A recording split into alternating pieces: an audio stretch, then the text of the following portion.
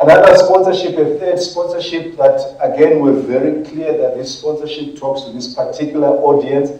Big tick for it, and we're happy for it to go. And again, we said, well, what can we do with this particular sponsorship? The WesBank Super Series, it's a sponsorship of the Premium National Championship Circuit Racing. So at the end of the year, they declare that you're the top car driver, the saloon cars, motorbikes, or the VAs or single-seaters.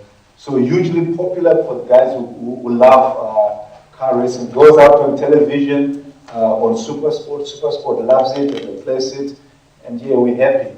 And now we get a little bit bolder because these events happen once every month. Okay, guys, let's go and see what we can do on social media and see if we can get second leverage around it. Now, before we started talking about second leverage on social media, we kind of knew about the concept of trying to get more out of a sponsorship beyond the existing category. So the WesBank Super Series catered for a market that would go to a Kailani or a Kilani racetrack and watch it and take the family. But we noticed again that we could not engage with the black market.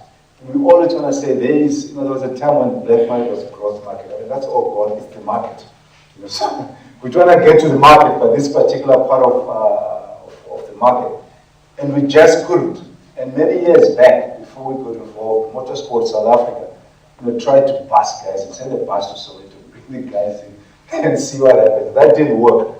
So we then came up with an idea. We said, well, let's take racing to the people. Let's take racing into Soweto. Now, when you proposed that idea, people thought we were crazy. How do you take championship circuit racing out of a Kailani and establish circuits, procedures, rules, governance, infrastructure into a township? We entered into a partnership with the city of Johannesburg, with Motorsport itself, and we went and spoke to each of the categories and said, guys, this is what we're going to do. It's good for the sport. Let's expose the people. Everyone thought we were nuts, but you got to hold on to your convictions, especially when you start talking about it. So we stayed on the course, and eventually we got permission, and it's happened twice, to close off the busiest road, the Chris Hani Road, business road in Soweto, busiest road in Joburg, busiest road in South Africa. Closed off for 3 days, and to do that we had to speak and engage with all the taxi associations. Now these guys, remember, they fight each other when they go into different routes, but they understood what we were trying to do to bring the sport to the people, and guys in that period agreed to share routes. Not even an incident, not even an issue happened. Because we're trying to create a different impact on our sponsorship.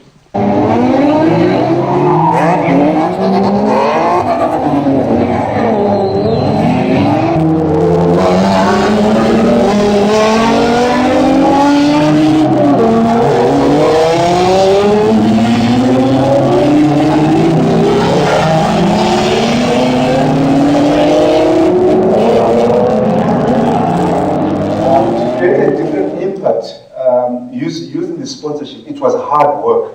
It literally was hard work to go to the city of Johannesburg, sell your concept, go to the taxis, go into Soweto, go and speak to the councillors, because you don't just rock up and close roads. You've got to speak to the councillors, you've got to speak to the people, on and on and on. And then you've got to convince your exco, then on the day you've got to make sure nothing happens, and people are not shooting each other in the taxis. Hard work, but we got the results that we wanted. But then up comes social media. We don't have to do that. We don't have to work that hard, because that same market is highly mobile. That same market is able to engage with us.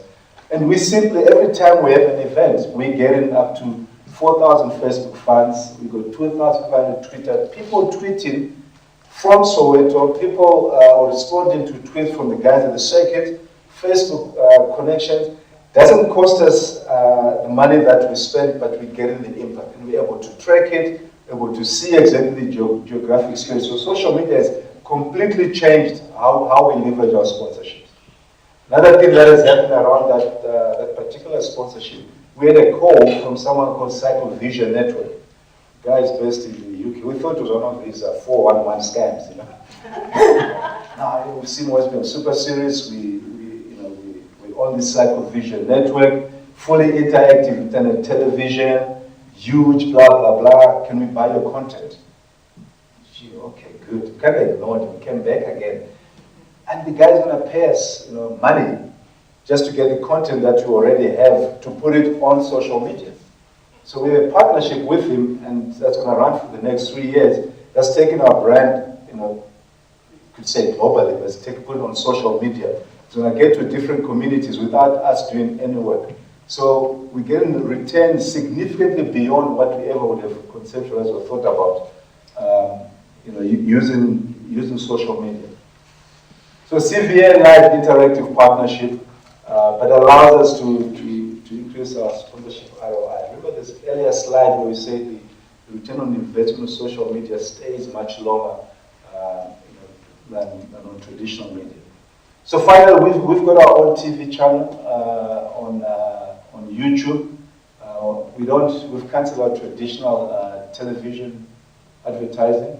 So we're really pumping a lot of stuff onto WesBank YouTube, our TV channel. So that's who we are and what we're doing. I hope you get a sense of what second leverage is, just from a WesBank perspective, until we put it in